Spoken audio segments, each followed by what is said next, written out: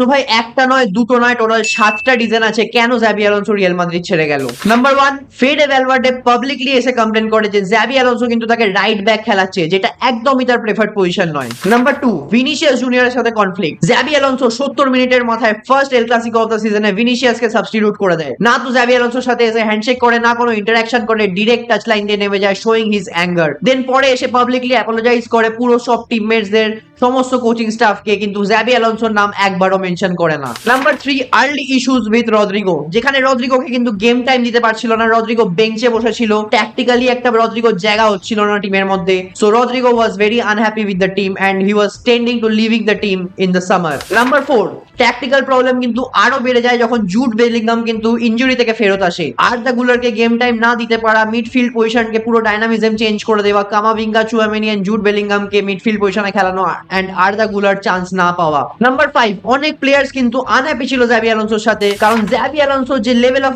Intensity and demand করছিল টিমের কাছে, সেটা টু মাচ ছিল পুরো টিমের ওপর। নাম্বার 6, জাবি আলোনসো কিন্তু একটা মিডফিল্ড প্লেমেকার সাইন করতে চেয়েছিল, স্পেসিফিক্যালি মার্টিন জুবিমেন্ডিকে, বাট বোর্ড তাকে সাইন না করে কিন্তু জাবি আলোনসোকে দিয়ে দেয় মাসান্তুয়ানোকে from Argentina. Number 7, the last nail in the coffin was losing to Barcelona in the Spanish Super Cup final, যেখানে দেখা যায় এমবাপে কিন্তু after the match guard of honour দিতে মানা করে দেয়, যেখানে Xabi Alonso was waiting for the entire team to give guard of honour to Barcelona and that ended Xabi Alonso's career at Real Madrid as a manager. So ভাই তোমাদের কি মনে হয় কোন স্পেসিফিক রিজনের জন্য জাবি আলোনসো বাধ্য হয়েছে নিজের কন্ট্রাক্ট টার্মিনেট করতে?